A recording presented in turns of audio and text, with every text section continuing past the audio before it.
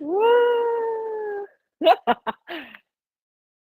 What a cool So space. thank you, thank you. Mm, So we usually like to start off our sesh by having a little smoke sesh. So you can okay.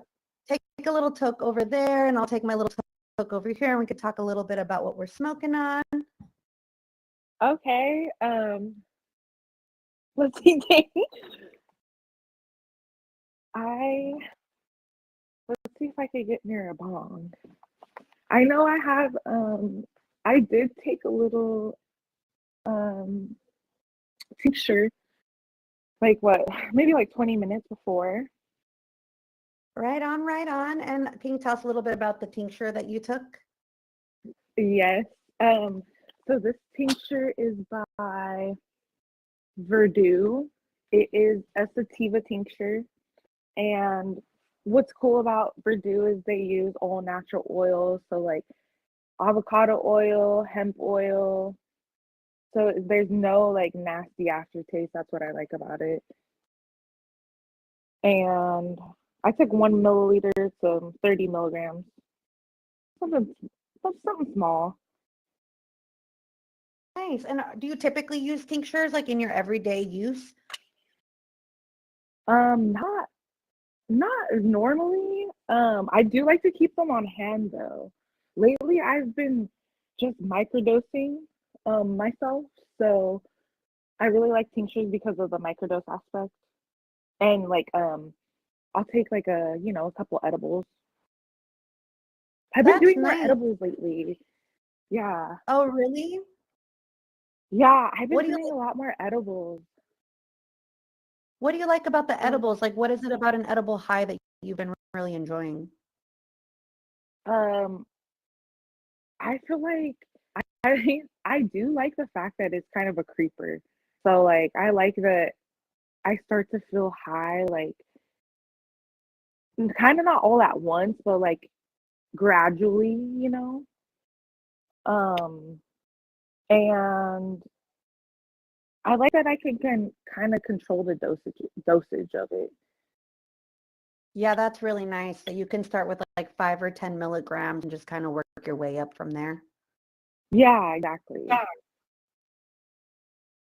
Nice. And so what is your favorite form of consumption? Is other than like edibles, is that like your primary form, or do you have another form that you really enjoy? Okay, so I would say right now my primary would be edibles, but I love to just smoke joints, roll my own joints and smoke joints. I love flower, so that's probably my favorite. Nice.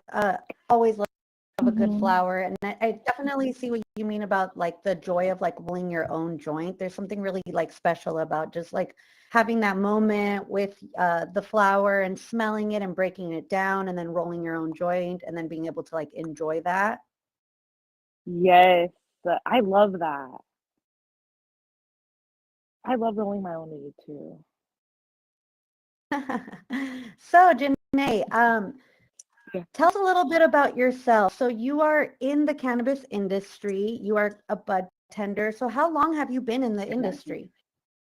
Yes, so I started in the industry in 2016. That was back in the 215 days, Prop 215, where you had to have your med cards to go to the club. And I started, I actually did not start as a bud tender. I started kind of as, like, I guess like front desk. I used to staple the bags before you exited the dispensary. Because before back then you had to have all bags had to be stapled. They couldn't be like open. It was just a rule. So I would be the last person that the customers would see, and I would staple the bags, like check the receipt and staple their bags. So I started that in 2016, and then in 2017 I became a bud tender, and yeah, I've been a bud tender since 2017. Um, yeah, it's been really cool. It's been really interesting to see the change from what Prop 215 to Prop 64 when it became illegal in California. It's been crazy. So what are some of the main differences that you've noticed, like now that it's become Prop 64? Um, one of the main differences is, well, one, we see a lot more people. Like there's so many people coming in now because That's it's, so cool to because it's hear. legal. Yeah. Yeah. So definitely we see a lot of more people. Um, I remember like when it first went legal too, when that law first passed. Um, I saw like one of my old high school teachers come in and he was like, it's yeah, he's like, it's legal now, like might as well. I was like, wow. That is I was like, so yo, that's cool. awesome. Yes, So that I is will very, say, very cool. yeah. So I feel like that opened up a lot more like I feel like that gave people like the leeway to kind of be comfortable with like coming into the clubs and not be so like secretive about it. Yeah, that's super cool. Is that Hmm. something that you love about being a bud tender, or like what do you love about being a bud tender? You've been a bud tender for so many years. I know, huh? To be honest, I love helping people and I love like connecting with people. That's like one of the main reasons why I love my job. I love to talk with people. I love to see, I love to like give people what they're looking for too. Because a lot of people, they're like, some people don't even know, they come in not knowing what they want, and you kind of just, connect with them, see what they like, and then you go from there. And I like building that relationship with people.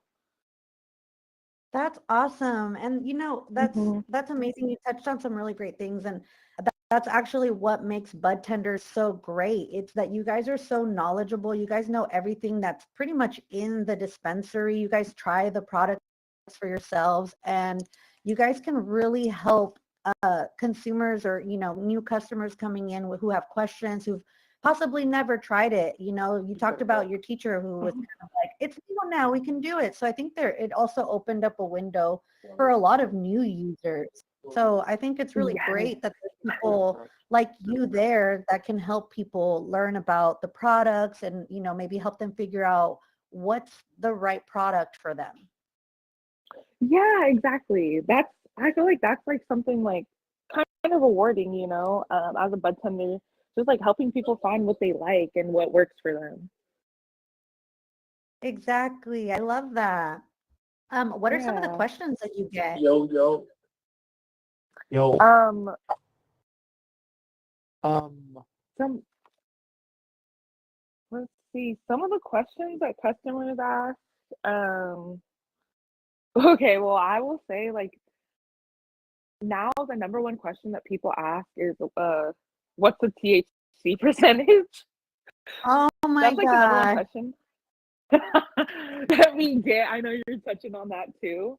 Um, but a lot of people too, they always ask like, what is live resin? Or what's live resin? What's rosin? A lot of people ask that. A lot of people ask what are concentrates? Oh wow. Yeah, And it's yeah, very new to smoking for a lot of people. yeah, exactly. A lot of people yeah, and you know what? It's like fairly new too. I will say that.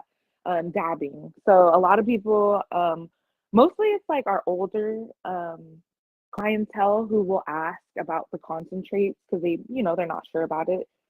Um, a lot of people they they like want to usually like people come in because they have pain. They want to manage their pain, so they want something for that. Or what else do they ask? A lot of people too ask like, what's something discreet? Like, I want to get high, but I want it like the most discreet high. I love that. That's actually a really great Hmm. question. Right? Yeah. And And so what do I'll you think say, is really, yeah, what is a really discreet high in your okay, opinion? so in my opinion, I think the most discreet is going to be I would say probably a cartridge, to be honest. I Okay. would say, yeah, I would say a cartridge, and I would say a distillate cartridge because distillate usually like is more masked with they add stuff in there. So you usually get like a flavor with the distillate So versus you like get that live. like fruity smell and that fruity flavor. Yes, yeah, the smell is masked, so you're not gonna smell like a lot of cannabis. Um, so people usually look for that too. They don't want to smell. So I would Yeah, I say, think that's yeah, why a lot of people start dabbing, right? Because they don't want to smell. yeah, exactly. They want that high, but they don't want to smell like it. And I hella get that. I hella understand that. Yeah. So we touched a little bit about high THC and how a lot of people ask you for high THC products. Like, tell me your thoughts about that. Like, how do you feel about, whether a flower has high THC or one has a lower THC, and how do you really combat that when talking to consumers? Okay, yeah. So I will say that, not to like, bash that question, whatever, but that's like one of my pet peeves at work. Like when the customer comes in and they just want to know like what's the highest THC and whatever it is, like I'll take it. I'll be like, yo, like there is a lot more to cannabis, to picking your weed than just THC percentage. I always tell the customers like, yo, prior to Prop 64, no one knew the THC percentage. We did not know the THC percentage. You're not going to ask like your plug, on the streets when people used to buy weed, or people still do, but you're not asking your plug like, what's this THC percentage? Because they don't know, Exactly. you know? So, um, I always tell people like THC percentage is just a mandate by the government. Like it has to be on the bags. Um, it has no like ruling to how the cannabis is gonna smoke or how it's gonna affect you, because it's just a number. I always tell people that, and I always tell people like, remember, like prior to what was it, 2018 when it went legal, like no one knew what what the weed was testing at. So I always tell people, to kind of combat that, I tell people you want to know your strain. So do your research on your strain and see what the parents are. Like look up the phenotype of what you're smoking, and like make a note of it, because usually, weed is so mixed nowadays. Usually you could find a strain that you like that's like mixed with another strain. Like for instance, I love lemon tree.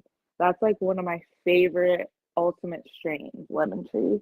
And I know that could be found in Gelinade. And that's why I love Gelinade, because that's one of my favorites.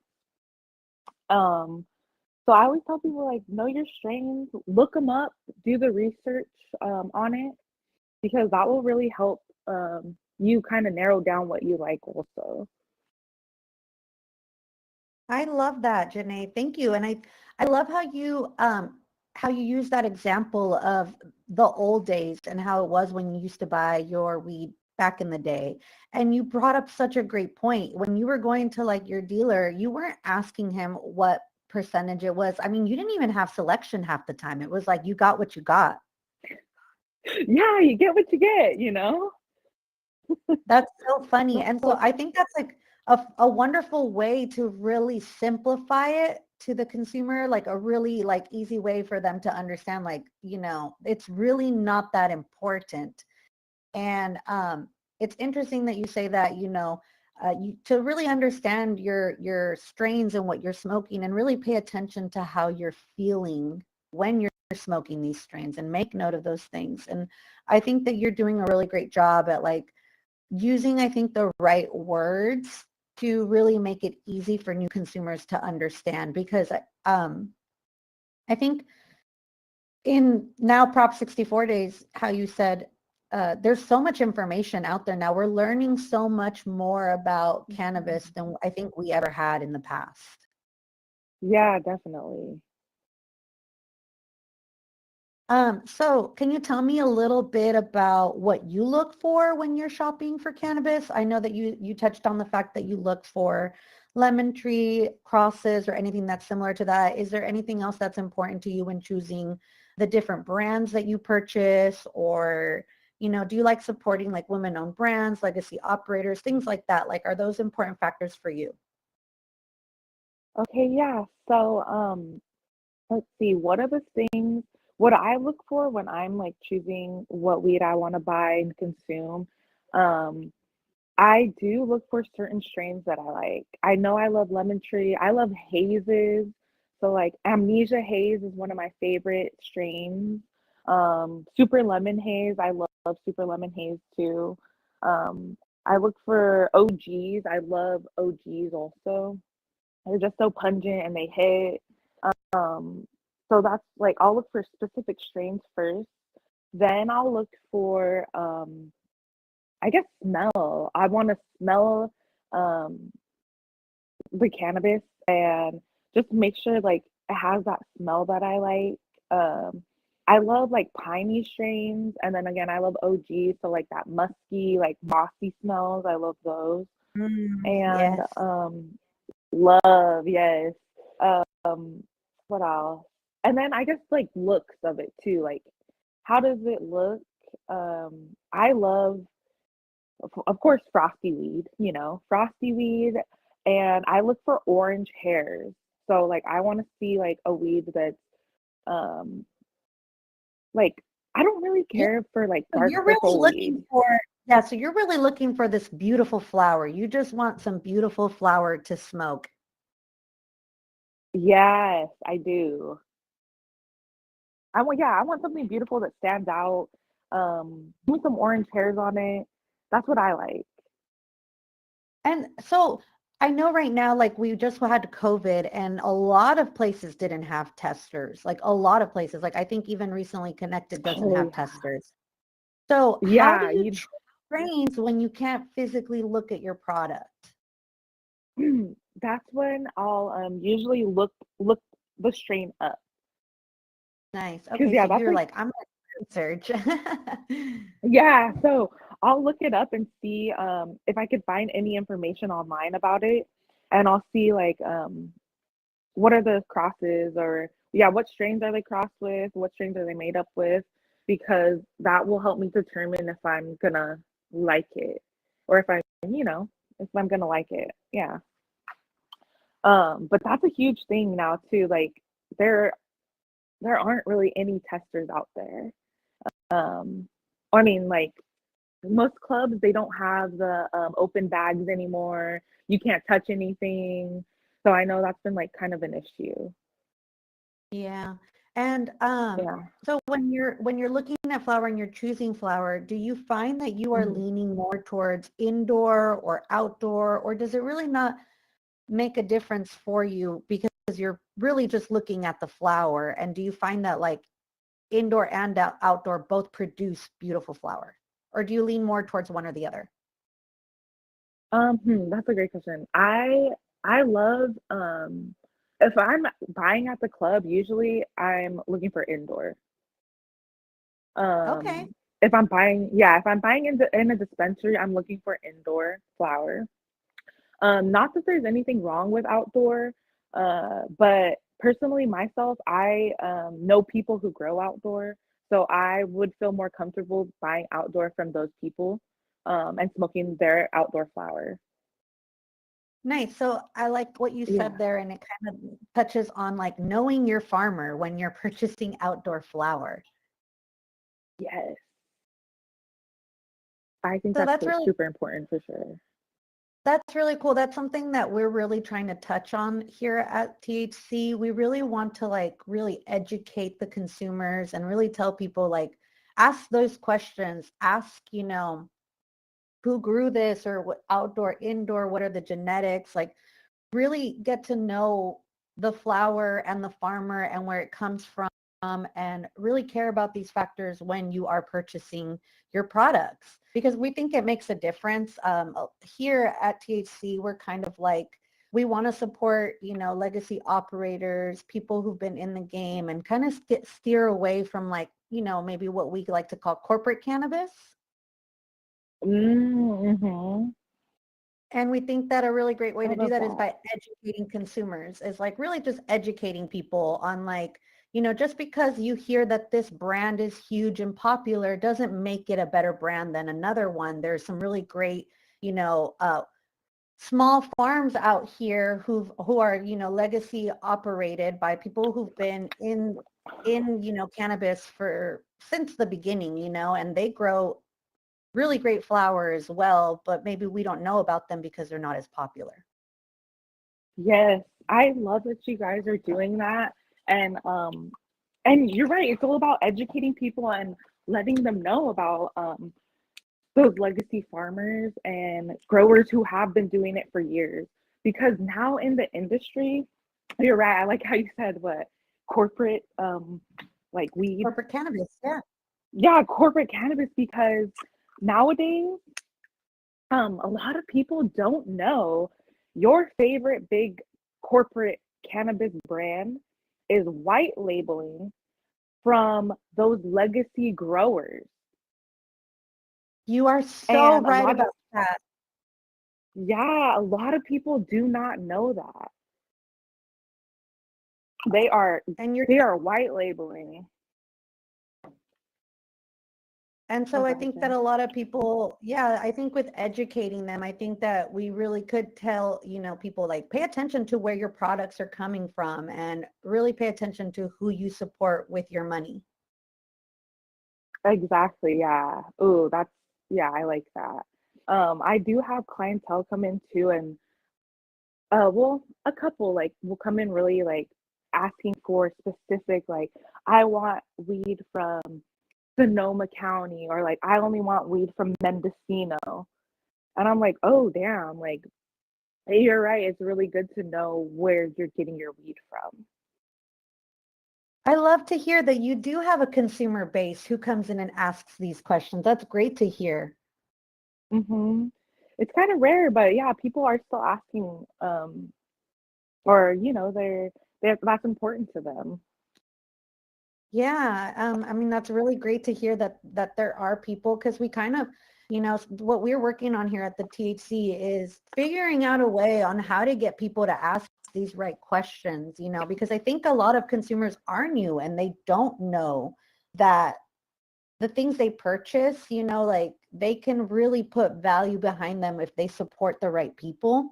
So we really just want to be here to educate everybody. And so I love that that's something that you do as a bud tender every day. And these are things that you care about and that you're educating people as well. It's very, very cool to hear. Yeah, heck yeah, I love that. Especially now because yeah, it's all everything's changing. There's new consumers are coming in, and the weed industry it has changed a lot. So It it's good really to has. stay true to that. So to touch back a little bit about what you do, you share a lot of your experience and a lot of your knowledge, not just with your customers every day at work, but you also kind of talk about it on social media. And I see that you connect with a lot of local people doing that. Yeah. I started to share on my Instagram, low key and free. I started to share weed reviews um on my Instagram, and it's cool because I do see, I'm a bud tender, so a lot of my followers, I see them on a weekly basis, on a daily basis, and they're always, wanting to know what's good, what am I smoking. So, I think it's cool. I like to share that. I like to review strains and put them out there for people. Um, and I really love doing it. I really love making the strain videos. That is super cool. Yeah. Do Yeah. you find that it's a little bit hard to share your cannabis use on social media? Do you find that you have like censorship issues? Is there a difference between your TikTok and your Instagram in that way? Oh my gosh, yes. Yo, Instagram, I will say, maybe it was last year, I would post stuff on Instagram and I would immediately get flagged. Immediately.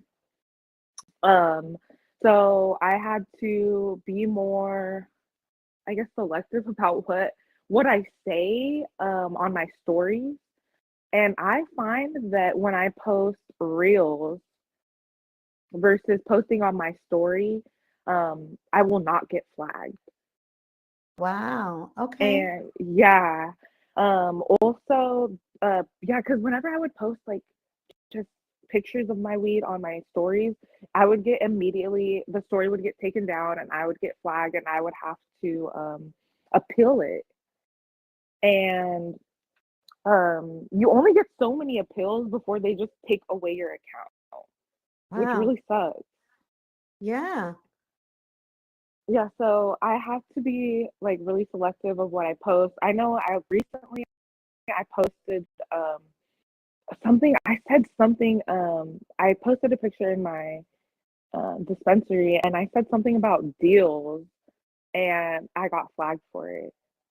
Oh, probably they So were I thinking you're doing cannabis sales online or something. yeah, so I was like, oh man. So I have to be just like really careful about the wording, about what I say on there, what I'm typing. And yeah, I find that reels are kind of the way to go as far as posting your cannabis like content on Instagram. On TikTok, I haven't really posted a lot of my um I guess like cannabis. Well, you can't post cannabis at all on TikTok. But one of my Yeah. videos of my oh go ahead. Oh, I was just gonna say I've heard they're very, very strict with their cannabis censorship on there. Yeah, they are. You can't show yourself smoking at all. You can't, of course, you can't show it because they will flag you. Excuse me, but my one of my videos that I did, it was like a come to work with me, and that one went viral. I That's like been my saw. only yeah. I thought that was really cool. But that was like It's my a only very video so far. it's a very, very cool video. Thank you. Yeah, I just showed like a little bit of the dispensary, a little bit of my coworkers, and it's funny because that video I actually posted it maybe like 3 months before that, and they got flagged because Oh wow. I used the word dispensary, and it got taken Oh, down so fast. what But words I did went you use? back. You just said like I just like did you write like did you change your wordings to say like come to work with me or Yes, I changed the wording and I did not use dispensary. So I said like come to work with me. And instead of putting spelling out bud tender, I put like B and then like a flower or like the leaves and then spelt out bud tender but not fully. So there's like yeah, little ways okay. that little ways to get around it. You just have to like be aware of the wording. It's crazy. It's crazy. It's still so crazy to think about how cannabis is legal and we still have so much censorship, right? Yeah, it kind of sucks because like you could post yourself drinking and taking shots all day, Or shaking your butt. but yeah, yeah, or like posted like half nude, or like pretty much nude on these social media apps. But once you post yourself smoking, you show some, flower on there, you're getting taken down. Exactly. And And it's such a shame. It's such a shame because I feel like, cannabis is such a beautiful plant. I think it brings a lot of people together. I think it enriches a lot of people's lives. And so, I mean, I know I love talking about cannabis. I love sharing my experiences with people. And it's really sad that a lot of us just don't have the opportunity to really do that, using the internet the way most people connect nowadays. And so that's something that I love about the Hidden Cure Infinity Hall. That's something that I love that we're working on here at THC, because I love that we're creating a space where you can come in with anonymity, be whoever you want to be, and just learn about cannabis, maybe hang out, explore, do some fun things in the metaverse while still getting educated and, connecting with other like-minded people and sharing experiences. And I think that's just like a really cool thing because we are kind of losing that in all other places. yeah, you're right. I love how you guys created this space. Yeah, for us to talk and be open about it. Because that's one thing too, yeah, we should be able to share our experiences and connect with each other and not be, be flagged or be reported and taken down. So this is so Exactly. cool. Thank you. We're glad you liked it. Thank you so much for being here today and sharing your experiences with us and telling us a little bit about yourself. Does anybody have any questions for Janae? Anybody have any questions for her and her experience with cannabis, or any questions about what she does as a bud tender?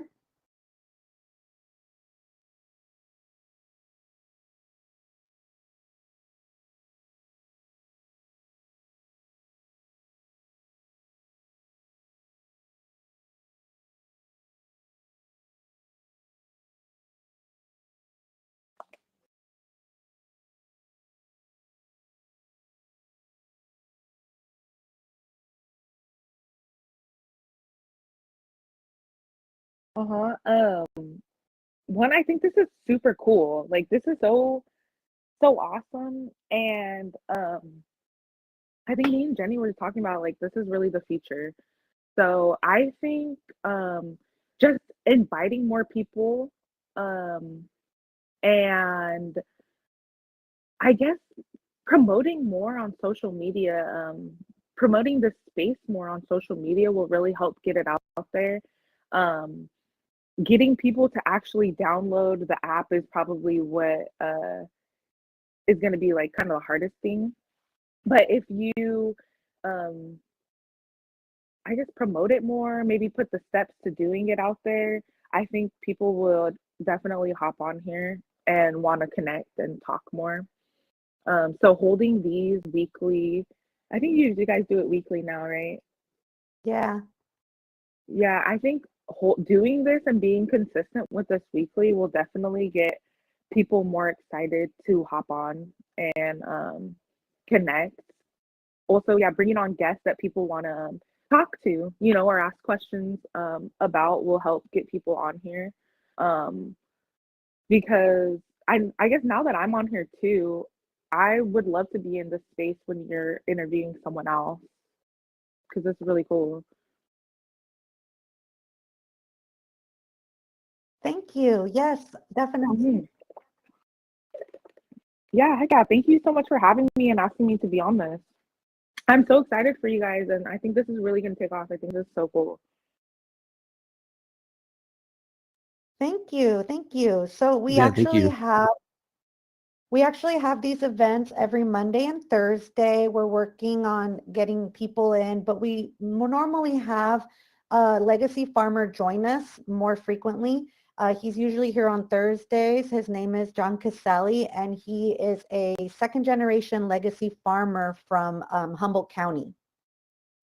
Oh, sure. So we have him come on and share his experiences with people and talk about how he grows and what he grows. And I mean, just a couple weeks ago, we had a conversation about cannabis federalization. So we're having really big conversations in here. We'd love to have you back to listen or, have another chat with us. Heck yeah, I would Is love there- that.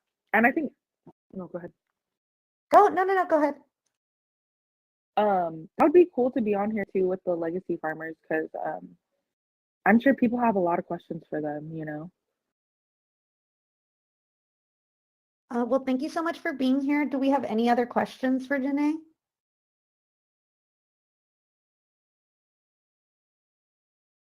No? Okay. So is there anything else you want to plug while you're here? Let us know. Follow her on Instagram and TikTok at LowKeyFree. Is there anything else you have in the works or you'd like for us to check out? Nothing really.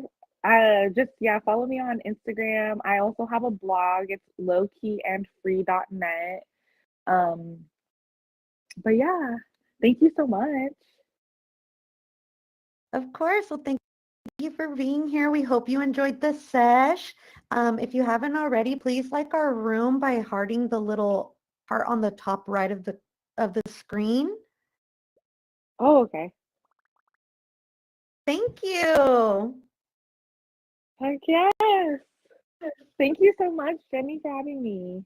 Of course, Janae. Thank you for being here. We are probably going to have another Metacast on Thursday. Follow us on our social media at the Hidden Cure _club to see all of our events and see our upcoming schedule. Okay, awesome. Thanks to the Hidden Cure Club. Yeah. Thank you. Cool. So Woo!